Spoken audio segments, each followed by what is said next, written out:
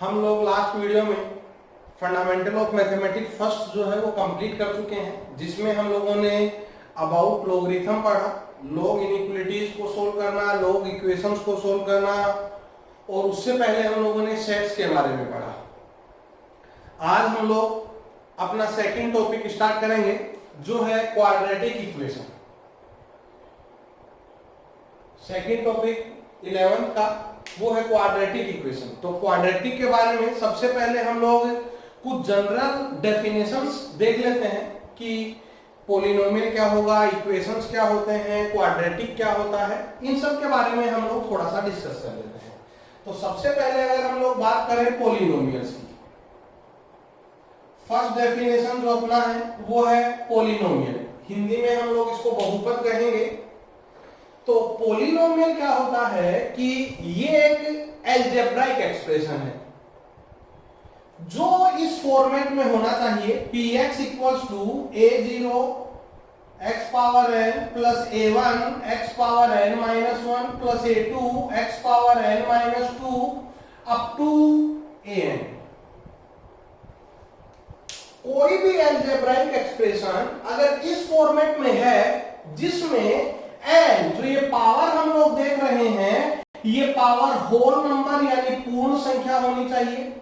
हम लोग number system में पढ़ चुके हैं कि होल नंबर हम लोग किसको बोलेंगे, पावर जो है वो होल नंबर होना चाहिए। ये a0 जो है ये नॉन जीरो होना चाहिए, और जितने भी मैंने कोफिशिएंट्स लिखे हैं ये सारे कोफिशिएंट्स जो है ये रियल नंबर होने चाहिए। अगर ये तीनों कंडीशंस यहां फुलफिल होती हैं तो हम लोग बोलेंगे कि जो एक्सप्रेशन हमको नजर आ रहा है it is polynomial of nth degree. इस पॉलिनोमियल का डिग्री क्या होगा, n।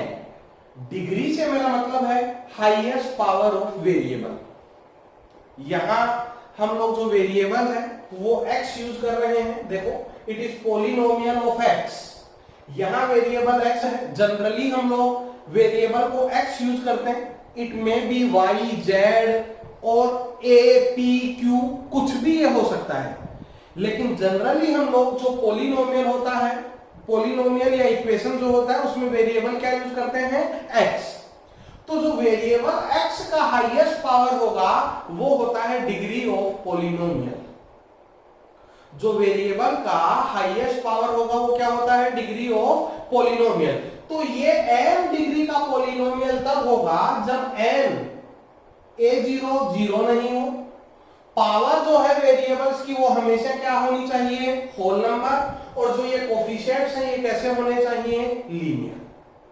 अगर हम लोग यहाँ कुछ एग्जांपल्स की बात करें, जैसे मैं एक पॉलिनोमियल लिखूं px equals to ax plus b, शायद आप लोगों को नजर आ रहा हो यहां पर जो वेरिएबल है x उसका हाईएस्ट पावर कितना है, 1। तो ये 1 डिग्री पॉलिनोमियल है जिसको हम लोग बोला करते हैं लीनियर पॉलिनोमियल। क्या बोलते हैं हम इसको, लीनियर पॉलिनोमियल। ये हम लोगों का लीनियर पॉलिनोमियल है। अगर हम लोग एक और एग्जांपल की बात करें, px equals to ax square plus bx plus c, यहां हाईएस्ट पावर ऑफ वेरिएबल वो है 2। हाईएस्ट पावर ऑफ वेरिएबल कितना है यहां पर, 2। तो ये हुआ क्वाड्रेटिक पॉलिनोमियल। ये हम लोगों का क्या हुआ, क्वाड्रेटिक पॉलिनोमियल। सिमिलरली अगर मैं यहां पर एक और एग्जांपल लिखूं, for example px equals to 5x power half plus 6, check करो ये पॉलिनोमियल नहीं है। पॉलिनोमियल क्यों नहीं है, क्योंकि यहां पर वेरिएबल का जो पावर है वो होल नंबर नहीं है, इट इज हाफ, और हाफ होल नंबर नहीं होता है। तो 5x पावर हाफ प्लस 6 ये पॉलिनोमियल नहीं है। पॉलिनोमियल होने के लिए जो वेरिएबल की पावर है वो क्या होनी चाहिए, होल नंबर। क्लियर है, ये होता है पॉलिनोमियल। हम लोगों का जो चैप्टर है उसमें हम लोग क्वाड्रेटिक पॉलिनोमियल का यूज करने वाले हैं। सेकंड डेफिनेशन पर अगर हम लोग मूव करें, चैप्टर का जो सेकंड डेफिनेशन है वो है इक्वेशन, और इनफैक्ट मैं इसको पॉलिनोमियल इक्वेशन बोलता हूं। सेकंड जो हमारा डेफिनेशन है वो है पॉलिनोमियल इक्वेशन।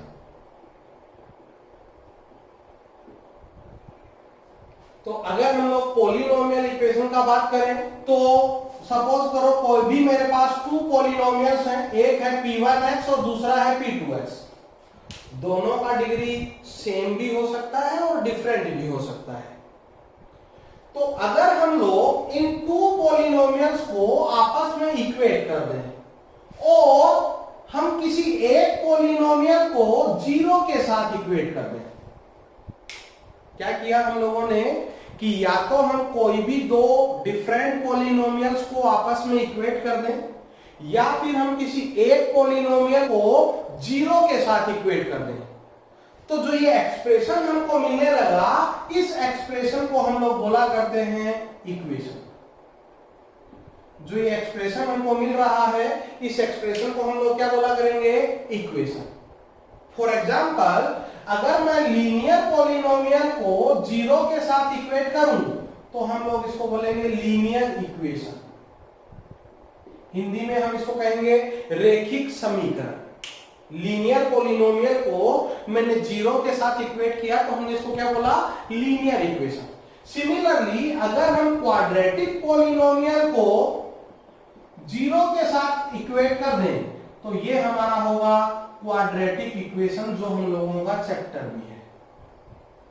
अगर हम क्वाड्रेटिक पॉलिनोमियल को जीरो के साथ इक्वेट करें तो वो हमारा क्या होता है, क्वाड्रेटिक इक्वेशन। फॉर एग्जांपल, मैंने क्वाड्रेटिक इक्वेशन सामने लिखा है, इसका टाइप जो होगा वो ax square plus bx plus c equal to 0 होगा। अच्छा, एक और बात, ये हम लोगों का स्टैंडर्ड क्वाड्रेटिक इक्वेशन भी है। स्टैंडर्ड से मेरा मतलब क्या है कि आगे पूरे चैप्टर में हम लोग जितने भी रिजल्ट्स डेराइव करेंगे, जितना भी हम लोग फॉर्मूलाज याद करेंगे, वो सब हम लोग इसके लिए करने वाले हैं, है ना। जब भी हम लोग कोई फॉर्मूला की बात करेंगे या हम कोई रिजल्ट की बात करेंगे तो वो हम लोग particularly ax square plus bx plus c equal to 0 के लिए हम डिस्कस करेंगे। तो यहां पर तुमको याद रहना चाहिए कि a क्या होता है, coefficient of x square. a क्या होगा, coefficient of x square. b क्या होगा, coefficient of x and c क्या होगा, कांस्टेंट। तो पूरे चैप्टर में हमको जहां पर भी a नजर आए फॉर्मूलाज में या कोई रिजल्ट में, तो हम समझ जाएंगे कि वो कोफिशिएंट ऑफ एक्स स्क्वायर की बात कर रहा है। b नजर आए तो वो कोफिशिएंट ऑफ x की बात कर रहा है, और अगर c नजर आए तो वो इंडिपेंडेंट ऑफ x यानी कांस्टेंट की बात कर रहा है।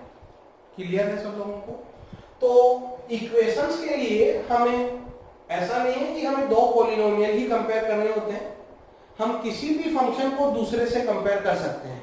लेकिन अभी पर्टिकुलर इस चैप्टर में अगर हम पॉलिनोमियल इक्वेशन का बात करें तो एक पॉलिनोमियल को दूसरे के साथ या फिर जीरो के साथ हमें कंपेयर करना है।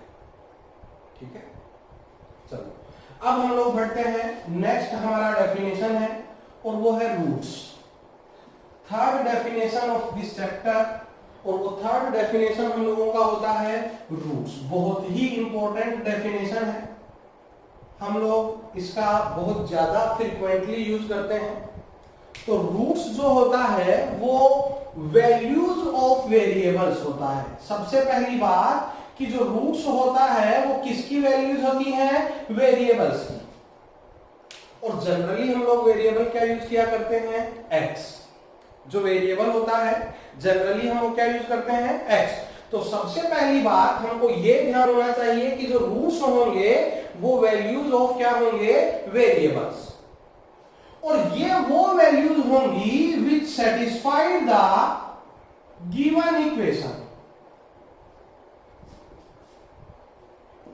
जो गिवन इक्वेशन को सेटिस्फाई करें, उन वैल्यूज को हम उस इक्वेशन के क्या बोलेंगे, रूट्स। फॉर एग्जाम्पल, अगर मैं एक इक्वेशन लिखूं, क्वाड्रेटिक इक्वेशन में लिख रहा हूं x square minus 3x plus 2 equals to 0। यहां पर वेरिएबल कौन है, x। वेरिएबल क्या लिया हम लोगों ने, x। अच्छा, पहले मैं आप लोगों को यह भी समझा दूं कि अगर मैं एक क्वाड्रेटिक इक्वेशन ये लिखता कि y square minus 3y plus 2 equals to 0, दोनों सेम है।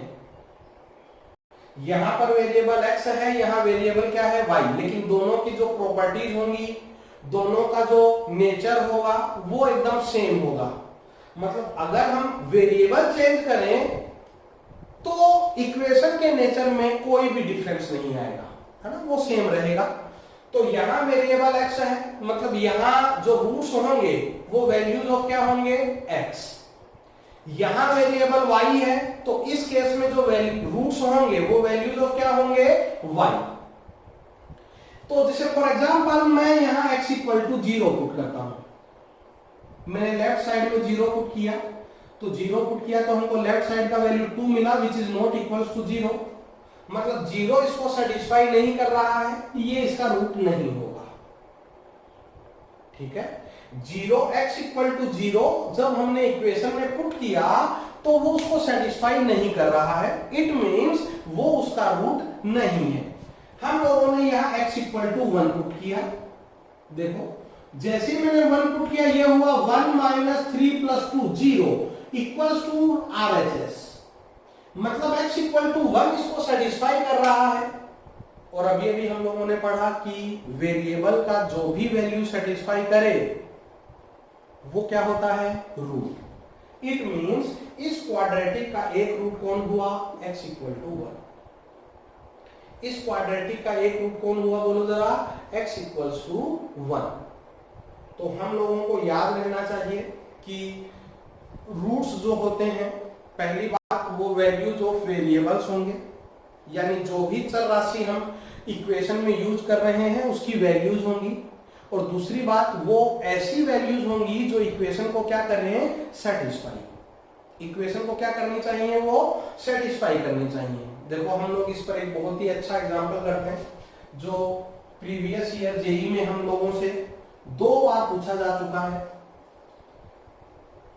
जैसे सपोज करो हम लोगों को गिवन है कि एक इक्वेशन है x square minus 6x minus 1 equals to 0, और बोला हुआ है कि जो इसके रूट्स हैं वो अल्फा एंड बीटा हैं। ये हमें गिवन है कि जो क्वाड्रेटिक है x square minus 6x minus 1 equals to 0, इसके रूट्स अल्फा एंड बीटा हैं। एंड एक हमें क्वांटिटी डिफाइन करी है an, वो है alpha power n plus beta power n। ये an है, alpha power n plus beta power n। और हम लोगों से a10 minus a8 upon 2a9 का वैल्यू पूछा है कि इस एक्सप्रेशन का वैल्यू बताओ। a10 minus a8 upon 2a9 का जो वैल्यू है वो कितना होगा, ये हम लोगों से पूछा हुआ है। तो सबसे पहली बात हम लोगों को ये गिवन है कि इस इक्वेशन के जो रूट्स हैं वो अल्फा एंड बीटा है। तो it means alpha and beta, बताओ जरा किसकी वैल्यूज हुई, x की। अल्फा एंड बीटा किसकी वैल्यूज हुई, x की। और वो x की ऐसी वैल्यूज हैं जो इस इक्वेशन को क्या करेंगी, satisfy. It means x equal to alpha इसको सेटिस्फाई करेगा, तो हमारे पास पहला रिलेशन ये आया। Similarly x equal to beta भी इसको सेटिस्फाई करेगा, तो हम लोगों के पास सेकंड रिलेशन ये आया। x इक्वल टू अल्फा मैंने पुट किया, सेटिस्फाई करेगा। x इक्वल टू बीटा भी मैंने पुट किया, वो भी सेटिस्फाई करेगा। चलो अब हम लोगों को जो वैल्यू कैलकुलेट करनी है उस पर हम लोग मूव करते हैं। an हमें गिवन है alpha power n plus beta power n। बता सकते हो a10 कैसे कैलकुलेट किया जाए। an गिवन है और हम लोगों को a10 रिक्वायर्ड है, तो a10 फाइंड करने के लिए मैं यहाँ n का वैल्यू कितना पुट कर दूंगा, 10, है ना। n गिवन है और a10 चाहिए, तो n का वैल्यू कितना पुट करना होगा हमें, 10। तो a10 का वैल्यू हुआ alpha power 10 plus beta power 10। Similarly a8 होगा alpha power 8 plus beta power 8। Similarly a9 होगा alpha power 9 plus beta power 9। ये मैंने यहां पर रिक्वायर्ड वैल्यूज पुट करी है। मैंने न्यूमरेटर में अल्फा की टर्म्स को कंबाइन किया, सिमिलरली मैं बीटा की टर्म्स को कंबाइन करूंगा। तो अगर हम लोग अल्फा की टर्म्स को कंबाइन करें, ध्यान से देखो यहां इन दोनों को मैं कंबाइन कर रहा हूं, तो बोलो जरा अल्फा पावर 8 कॉमन आएगा क्या, यहां अल्फा पावर 10 है। देखो अल्फा पावर 10 को हम लोग alpha power 8 into alpha square लिख सकते हैं, क्योंकि हमको प्रॉपर्टी मालूम है कि अगर बेस सेम हो और नंबर मल्टीप्लाई हो तो पावर ऐड हो जाती है। बेस सेम हो और नंबर मल्टीप्लाई हो तो पावर क्या हो जाती है? ऐड। तो हम अल्फा पावर 10 को alpha power 8 into alpha square लिख सकते हैं। जैसे हम लिखेंगे यहां अल्फा पावर 8 क्या आ जाएगा? कॉमन। मैंने अल्फा पावर 8 कॉमन लिया, चेक करो ब्रैकेट में रिमेनिंग रहेगा alpha square minus 1। Similarly in दोनों में मैंने बीटा पावर 8 कॉमन लिया, हमारे पास रिमेनिंग रहेगा बीटा स्क्वायर माइनस 1। डिनोमिनेटर जो है वो मैंने अनचेंज रखा, डिनोमिनेटर को मैंने क्या रखा? अनचेंज। देखो अल्फा स्क्वायर माइनस 1, मैंने 6 अल्फा को राइट में शिफ्ट किया तो अल्फा स्क्वायर माइनस 1 का जो वैल्यू है वो 6 अल्फा हुआ। सिमिलरली बीटा स्क्वायर माइनस 1 का वैल्यू कितना होगा? 6 beta. Alpha square minus 1 6 alpha हुआ और बीटा स्क्वायर माइनस 1 कितना हुआ? 6 बीटा। मैंने दोनों वैल्यूज यहां पुट कर दी। जैसे ही पुट करी ये 6 अल्फा हुआ तो ये हुआ 6 alpha power 9 plus 6 beta power 9 upon 2 alpha power 9 plus beta power 9। Numerator से 6 कॉमन, डिनोमिनेटर में 2 ऑलरेडी है।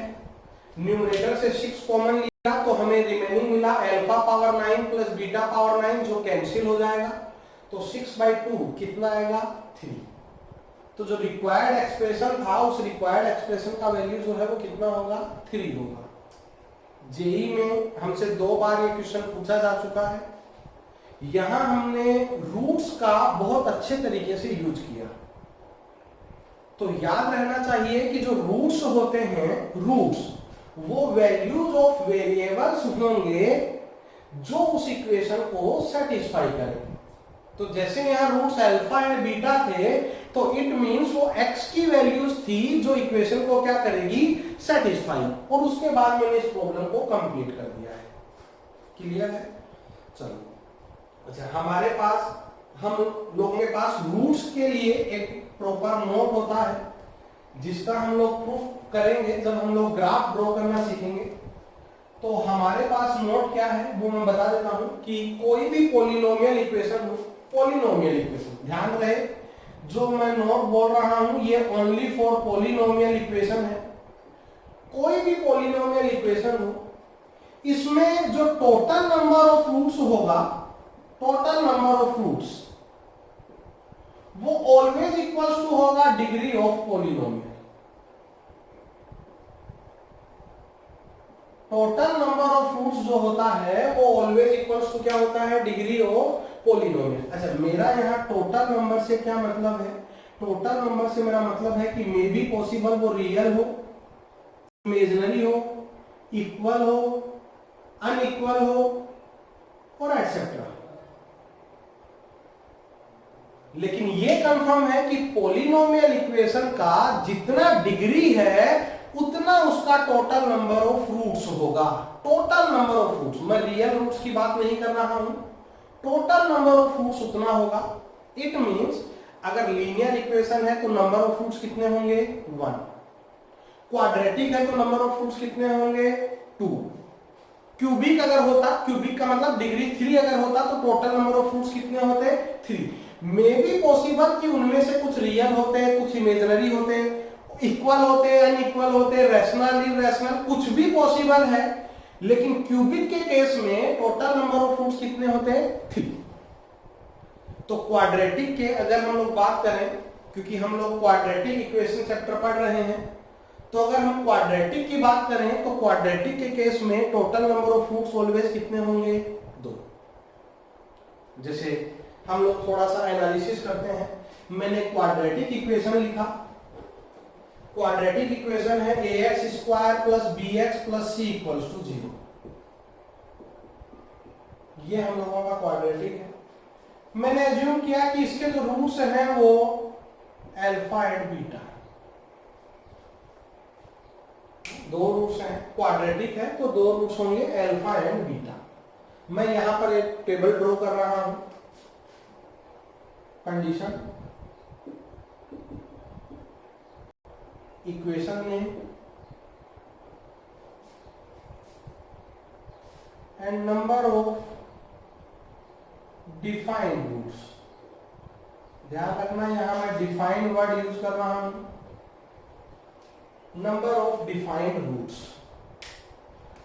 First condition, a is not equals to 0। a 0 नहीं है।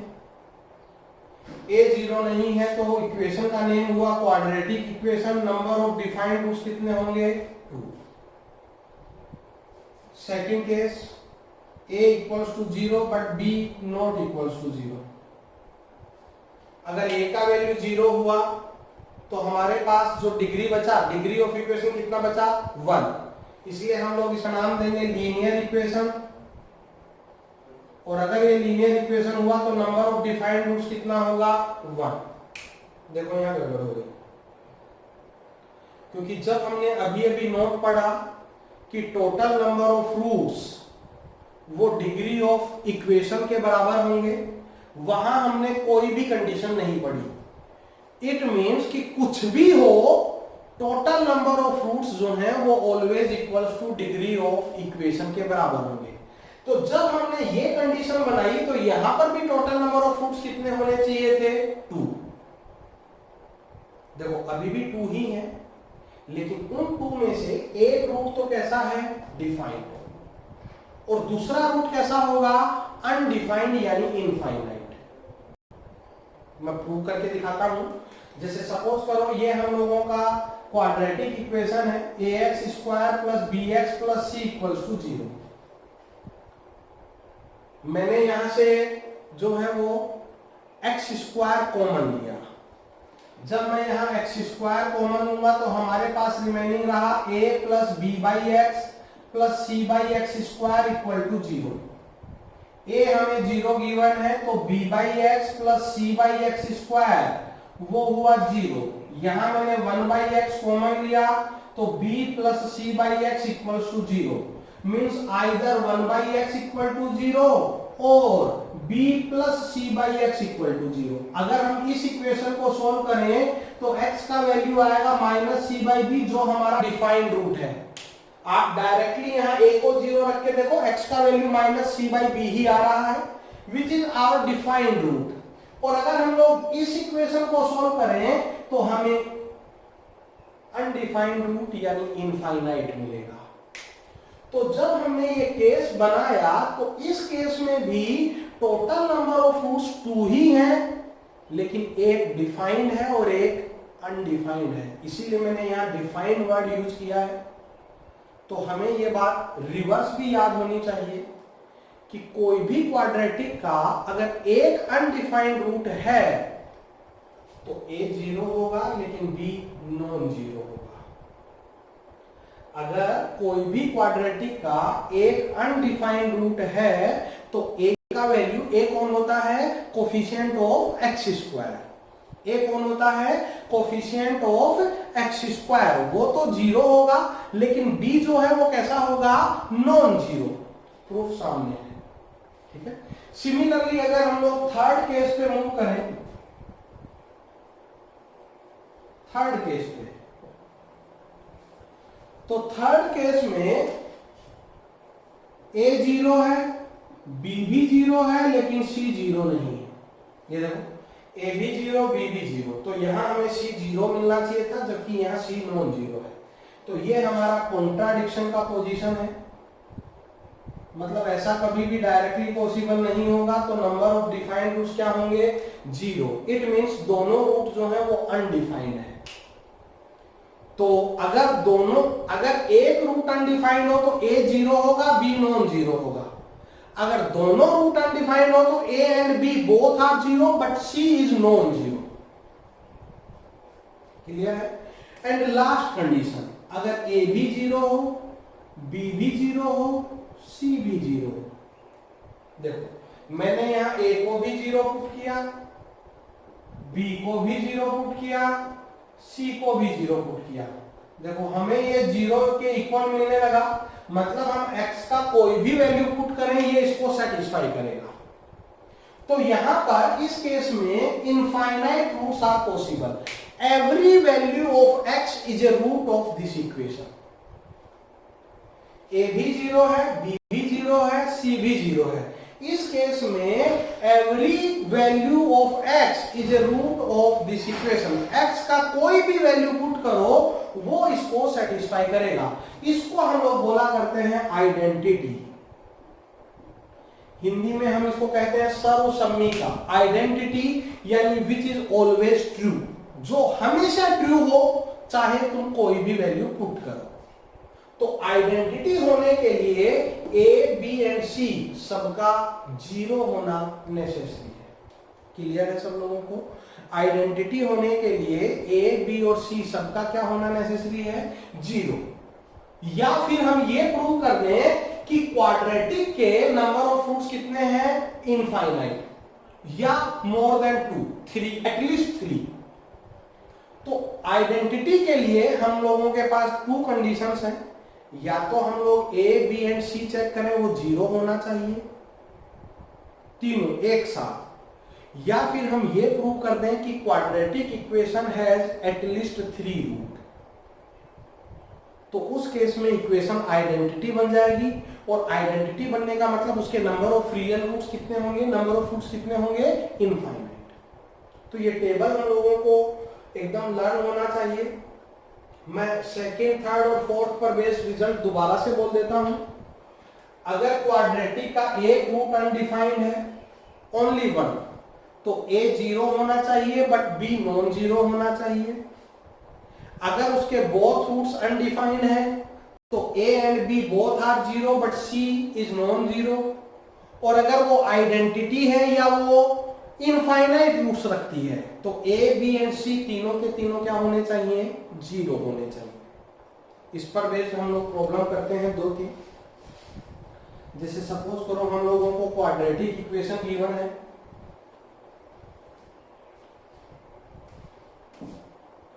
p square minus 3p plus 2 into x square plus p minus 1 into x plus 5 equals to 0। ये quadratic equation हमें given है। हमें p का value calculate करना है। इफ पहला part 1 root is undefined and second part both roots are undefined. हमें इन दो केस में p का वैल्यू कैलकुलेट करना है कि p का वैल्यू क्या क्या होगा। तो अगर हम लोग सबसे पहले बात करें यहां पर a, b और c की, हम लोग इसको स्टैंडर्ड इक्वेशन से कंपेयर कर लेते हैं। स्टैंडर्ड इक्वेशन से कंपेयर करके हम लोग a, b एंड c का वैल्यू फाइंड करते हैं कि वो क्या क्या होगा। तो बताओ a क्या होता है? Coefficient of x square. और अगर नजर आ रहा हो तो यहाँ कोफिशिएंट ऑफ एक्स स्क्वायर है p square minus 3p plus 2। b होता है coefficient of x which is p minus 1 and c होता है independent of x which is 5। तो जो इक्वेशन में गिवन है उस इक्वेशन को मैंने जो हमारा स्टैंडर्ड इक्वेशन है उससे कंपेयर किया। a, b और c का वैल्यूज हमने कैलकुलेट कर लिया है। फर्स्ट पार्ट अगर हम बात करें तो फर्स्ट पार्ट में हमें बोला हुआ है कि 1 रूट इज इनफाइनाइट, और हमने अभी भी पढ़ा कि 1 रूट इनफाइनाइट होने के लिए a तो 0 होना चाहिए बट b नॉन 0 होना चाहिए। तो अगर हम लोग a को 0 करें तो यहां से p का वैल्यूज आया 1 एंड 2, बट b जो है वो नॉन 0 होना चाहिए, यानी p का वैल्यू 1 पॉसिबल नहीं है। 1 एंड 2 होना चाहिए था लेकिन 1 पॉसिबल नहीं है। इट मींस p का ओनली पॉसिबल वैल्यू कितना हुआ? 2। तो अगर p का वैल्यू 2 है तो उस केस में इस क्वाड्रेटिक का 1 रूट क्या होगा? इनफाइनाइट। क्लियर है? अगर किसी भी स्टूडेंट को कोई डाउट हो तो डायरेक्टली मेरे से व्हाट्सएप पे या फिर कमेंट बॉक्स में कमेंट डालकर भी पूछ सकता है। हम सेकंड पार्ट की बात करें। सेकंड पार्ट में हमें बोला हुआ है कि बोथ रूट्स आर इनफाइनाइट। और अगर बोथ रूट्स इनफाइनाइट है तो हम लोगों ने अभी अभी पढ़ा कि a भी 0 होना चाहिए, b भी 0 होना चाहिए, लेकिन c नॉन जीरो होना चाहिए। c तो ऑलरेडी नॉन जीरो है अगर देख पा रहे हैं तो। a भी 0 होना चाहिए एंड b भी 0 होना चाहिए। एंड का मतलब होता है कॉमन वैल्यूज, मतलब दोनों एक साथ एक ही टाइम पर करेक्ट होने चाहिए। तो दोनों एक साथ ट्रू हो वो तो तब पॉसिबल है जब p का वैल्यू कितना हो 1। एंड का मतलब हम ऐसे भी याद रख सकते हैं, एंड जहां भी एंड वर्ड का यूज हो तो मतलब हमें वहां इंटरसेक्शन लेना है। तो यहां पर सेकंड केस के लिए p का पॉसिबल वैल्यू कितना होगा 1, दोनों में कॉमन। क्लियर है सबको? तो इस तरह से हम लोगों ने जो अभी चार्ट बनाया, टेबल जो हमने बनाई थी, हम उस टेबल का यूज कर सकते हैं। एक और प्रॉब्लम हम लोग इस पर देखते हैं। सपोज करो हम लोगों को गिवन है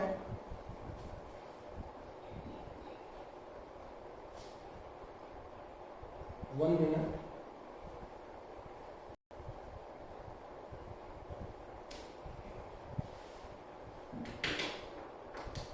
हम लोगों को गिवन है कि p square minus 4p plus 3 into x square, p square minus 5p plus 6 into x plus p square minus 9 equals to 0। ये क्वाड्रेटिक इन एक्स मेरे को गिवन है, एक्स में क्वाड्रेटिक है ये, और हम लोगों को बोला हुआ है कि p का वैल्यू फाइंड करो if it is an identity. p हमें कैलकुलेट करना है if it is an identity. तो अगर ये आइडेंटिटी है तो हमें p फाइंड करना है, और आइडेंटिटी होने का मतलब a जो है वो भी 0 होना चाहिए एंड b वो भी 0 होना चाहिए एंड c